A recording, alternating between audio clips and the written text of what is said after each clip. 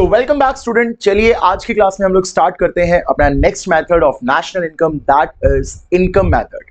काफी important method है और काफी बार यहां से आपको एग्जाम में क्वेश्चन आ सकता है। तो चलिए हम लोग डिटेल में डिस्कस करते हैं कि क्या होता है इनकम मेथड। तो सबसे पहले देख लेते हैं हम लोग इनकम मेथड।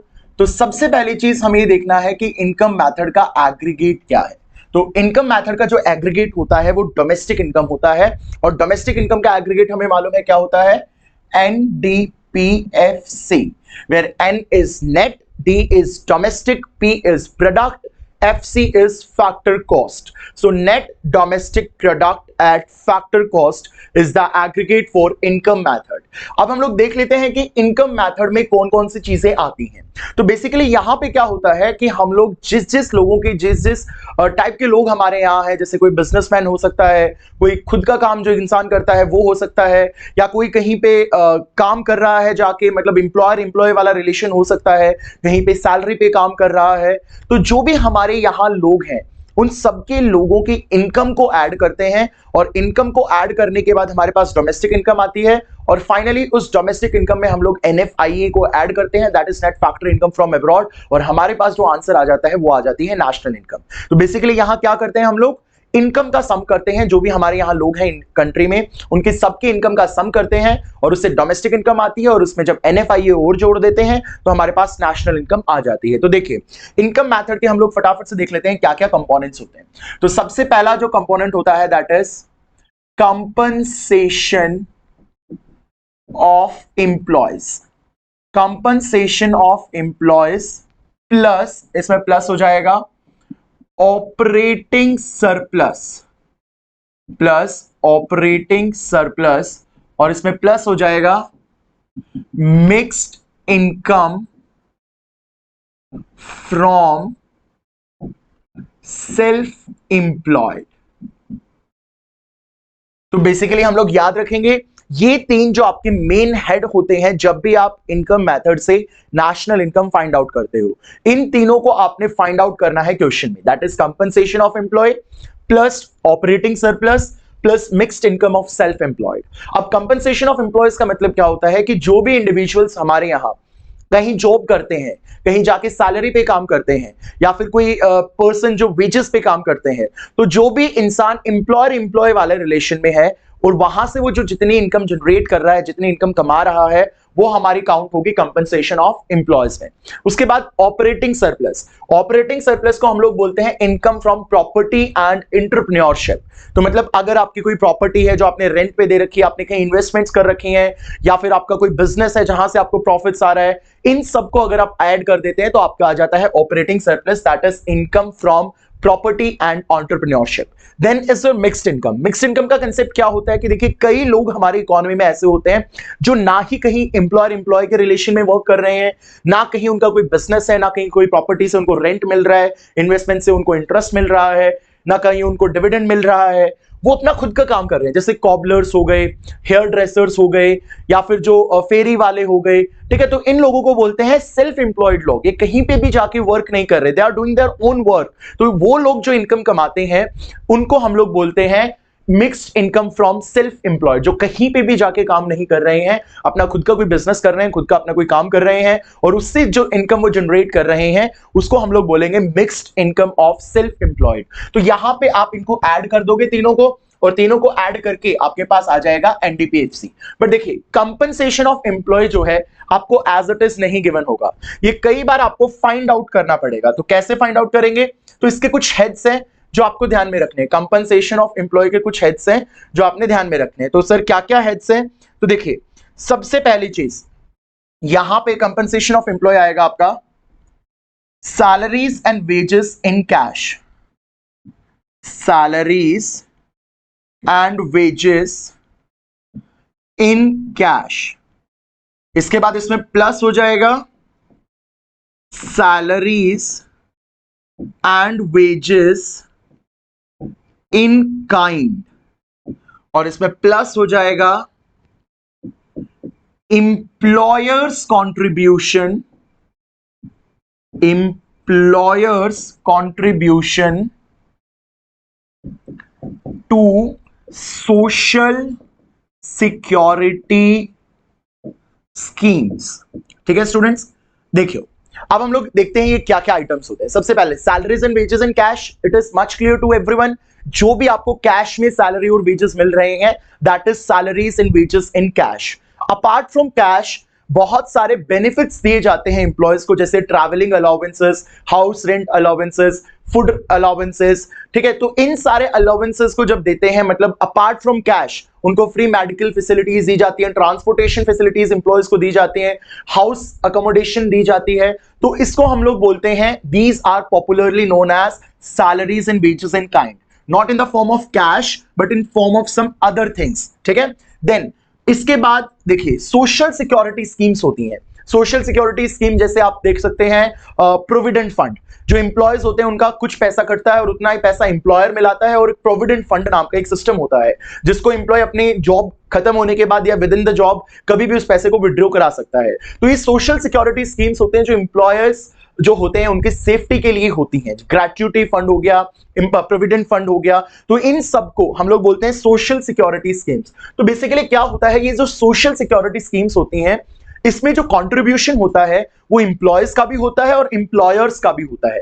माने आप जहां जॉब कर रहे हो, जो इंसान आपको जॉब दे रहा है वो एम्प्लॉयर है, वो भी इसमें कुछ पैसा डालेगा, और एज अ एम्प्लॉय आप भी इसमें कुछ पैसा डालोगे। तो यहां पे आपको जो शेयर लेना है वो किसका शेयर लेना है, एम्प्लॉयर का शेयर लेना है। मान लो मैं कहीं एज ए एम्प्लॉय काम कर रहा हूं और मैं अगर कुछ डाल रहा हूं सोशल सिक्योरिटी स्कीम्स में कुछ पैसा, तो मेरा शेयर नहीं जाएगा, जो मेरा एम्प्लॉयर जो मुझे जॉब दे रहा है अगर वो कुछ कंट्रीब्यूट कर रहा है उसमें, उसका शेयर जाएगा। तो याद रखेंगे सोशल सिक्योरिटी स्कीम्स में किनका शेयर इंक्लूड होगा, एम्प्लॉयर्स का शेयर इंक्लूड होगा। ठीक है, तो आप इन सबको ऐड कर देंगे, you will get main head compensation of employees. अब एक चीज आपको याद रखना है, अगर आपको कोई सब हेड भी गिवन है और मेन हेड भी गिवन है, तो आपको हमेशा मेन हेड को कॉन्स्टिट्यूट करना है, सब हेड्स को आपने इग्नोर कर देना है। ठीक है, तो अगर आपको मेन हेड भी गिवन है, सब हेड भी गिवन है, तो आपको किसको इंक्लूड करना है, मेन हेड को इंक्लूड करना है, सब हेड को आपने पूरे तरीके से उस क्वेश्चन में इग्नोर कर देना है। ठीक है, तो समझ में आया कैसे का आप कंपनसेशन ऑफ एम्प्लॉय निकालोगे। उसके बाद जो नेक्स्ट आइटम है हमारा, दैट इज ऑपरेटिंग सरप्लस। अब ऑपरेटिंग सरप्लस को हम लोग दूसरे नाम से भी जानते हैं, और इसका दूसरा नाम होता है income from property and entrepreneurship. ठीक है, income from property and entrepreneurship. अब ये कैसे आपका कैलकुलेट होता है एक बार देख लेते हैं।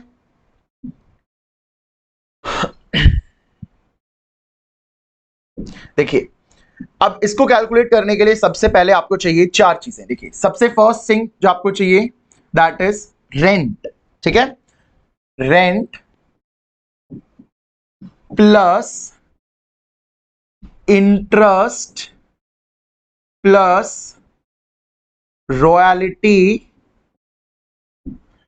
Plus profit. ठीक है स्टूडेंट्स, समझ में आ गया। आपका जो ऑपरेटिंग सरप्लस है वो कैसे आएगा, सर रेंट, उसमें प्लस करेंगे इंटरेस्ट, उसमें प्लस करेंगे रॉयल्टी, और उसमें प्लस करेंगे इंटरेस्ट। अगर कोई आइटम नहीं दे रखा तो टेक इट एज जीरो, जबरदस्ती निकालना नहीं है। अगर है ही नहीं तो कहां से निकालोगे। अगर कोई आइटम दे रखा है तो ठीक है, अदरवाइज अगर कोई आइटम आपको नहीं दे रखा, you have to strictly take it as zero. तो rent plus interest plus royalty plus profit, इसको जब आप ऐड कर दोगे तो you will going to get operating surplus. अब एक चीज यहां याद रखनी है आपको, ये जो प्रॉफिट होता है ये कैसे आएगा, corporate tax plus dividends plus retained earnings. ठीक है, अब ये प्रॉफिट भी आपको सीधा सीधा बच्चों गिवन नहीं होगा क्वेश्चन में, इसको भी आपने निकालना पड़ेगा। कैसे निकालोगे सर प्रॉफिट, कॉर्पोरेट टैक्स में प्लस करेंगे डिविडेंड्स को, और उसके बाद उसमें हम लोग प्लस करेंगे रिटेन्ड अर्निंग को। ठीक है, अब देखिए रिटेन्ड अर्निंग क्या होता है, इसको और भी नामों से दिया हो सकता है, जैसे सेविंग्स ऑफ कॉर्पोरेट सेक्टर। याद रखेंगे क्या हो सकता है, सेविंग्स ऑफ कॉर्पोरेट सेक्टर या प्राइवेट सेक्टर या अनडिस्ट्रीब्यूटेड प्रॉफिट्स। ठीक है, तो एक हो गया सेविंग्स ऑफ कॉर्पोरेट सेक्टर या प्राइवेट सेक्टर या अनडिस्ट्रीब्यूटेड प्रॉफिट्स, या फिर कॉर्पोरेट सेविंग,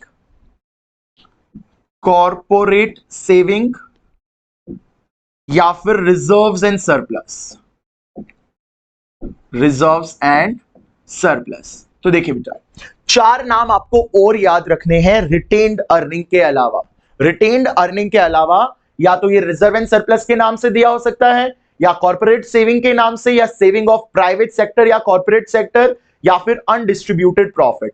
इनको भी जब आप ऐड कर दोगे, देखिए इनको भी जब ऐड कर दोगे, या ऐड क्या करना है, ये तो इसके और नाम है, मतलब आपको क्वेश्चन में ये भी गिवन हो सकता है या फिर ये इस नामों से भी आपको गिवन हो सकता है, तो वो आपको याद रखना है, ठीक है।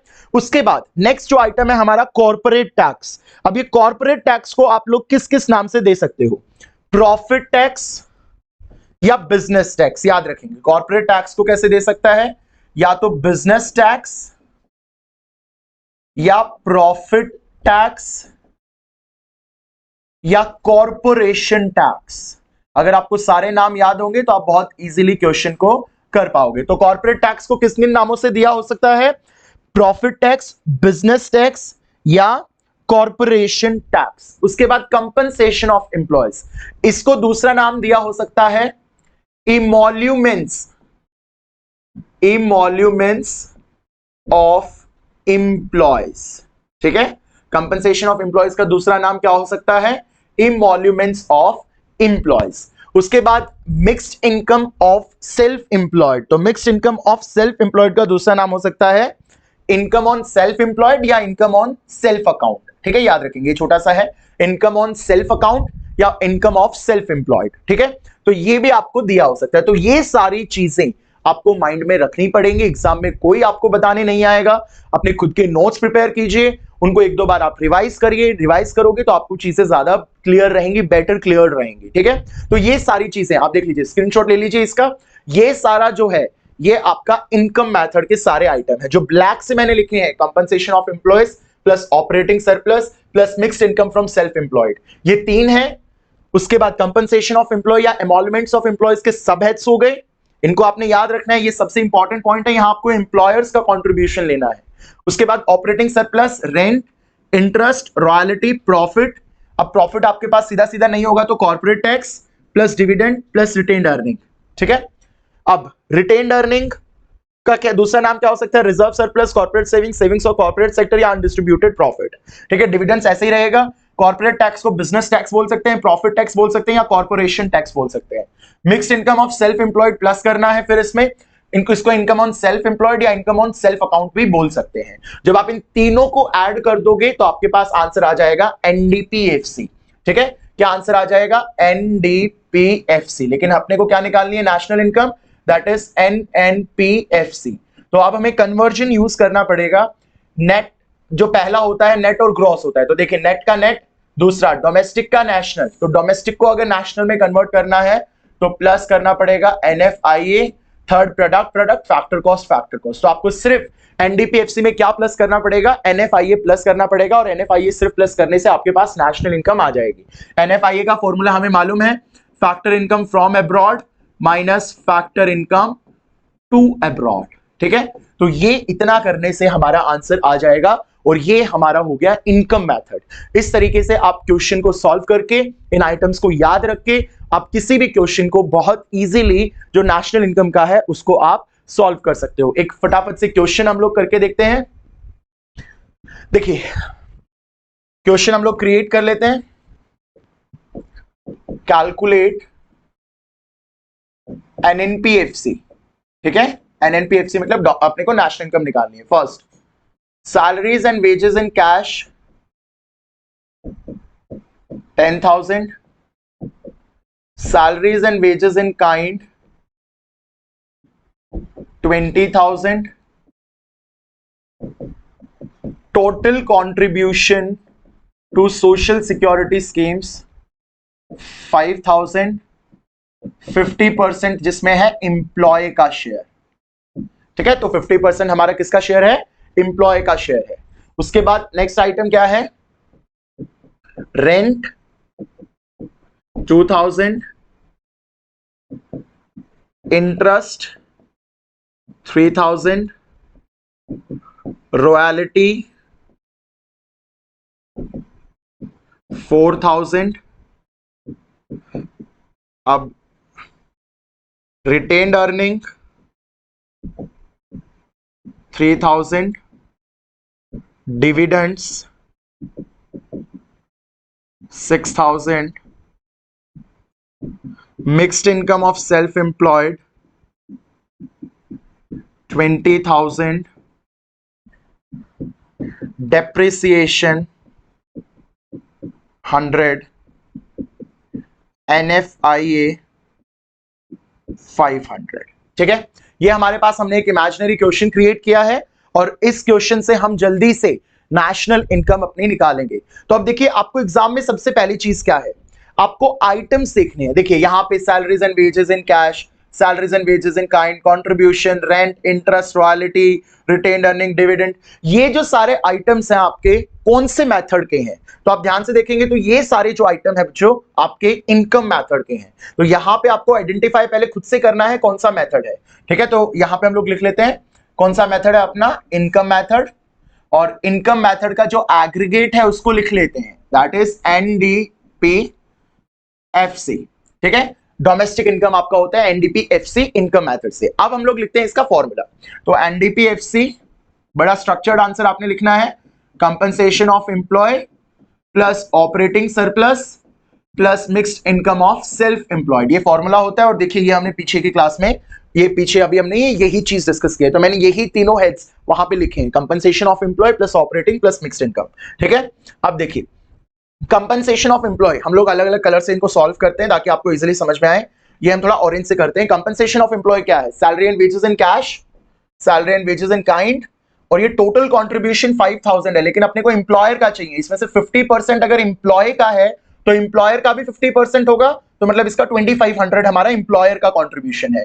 तो 10,000 plus 20, 10 plus 20 is 30, 30 plus 2,500, 5,000 total था, उसमें से एम्प्लॉयर का जो है वो 50% है। ठीक है, क्योंकि 50% एम्प्लॉय का है तो एम्प्लॉयर का भी 50%, आधा आधा कंट्रीब्यूट किया है। तो 20 और 10 30, 30 और 32,500। ठीक है, तो यहां पे कंपनसेशन ऑफ एम्प्लॉय में मैंने लिख दिया 32,500 प्लस ऑपरेटिंग सरप्लस। अब देखिए ऑपरेटिंग सरप्लस हम ग्रीन से करते हैं। ऑपरेटिंग सरप्लस क्या था, rent plus interest plus royalty plus profit. अब प्रॉफिट सीधा नहीं दिया है, रिटेन्ड अर्निंग और डिविडेंड्स ये दिया है। देखिए पीछे की क्लास में हमने भी देखा था प्रॉफिट कैसे, corporate tax, dividends, retained earning, तो ये दोनों चीजें अपने को गिवन है, rent, interest, royalty as it is given ही है। ठीक है, तो यहां पे प्लस कर दो, 2,000 प्लस 3 5, 5 प्लस 4 9, 9 प्लस 3 12, 12 प्लस 6 18, तो ऑपरेटिंग सरप्लस अपना कितना हो गया 18,000 plus mixed income of self employed, इसको इनकम ऑफ सेल्फ अकाउंट भी बोलते हैं, तो ये ब्लू से करते हैं, तो ये आपको एज इट इज गिवन है, mixed income of self employed 20,000, तो यहां पे हम इसको पोस्ट कर देते हैं 20,000। अब जल्दी से इसको सॉल्व कर लीजिए, NDPFC आपका आ जाएगा, NDPFC is equal to 20,000 plus 18 38, 38 plus 30 48, 58 68,000, 68 plus 2,500 69, 70 70,500।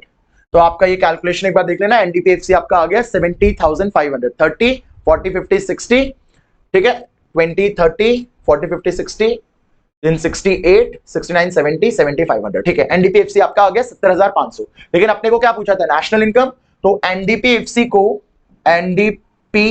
को हम लोग कन्वर्ट कर देंगे national income, that is NNPFC में। तो देखिए नेट है, डोमेस्टिक को नेशनल सिर्फ आपने बनाना है, तो यहां पे प्लस कर देना है NFIA। तो देखिए यहां पे NDPFC आपका 70,500 आ गया, इसमें प्लस कर दीजिए NFIA 500 है, 70,500 प्लस 500 इज 80,000, तो आपका NNPFC आ गया आंसर 80,000। ठीक है, तो इस तरीके से आप क्वेश्चन को सॉल्व कर सकते हैं। ये आपका पूरा इनकम मेथड का एक क्वेश्चन, उसमें आइटम्स को आइडेंटिफाई करिए, NDPFC को कैलकुलेट करिए, उसको NNPFC में कन्वर्ट करिए और आपका आंसर आ जाएगा।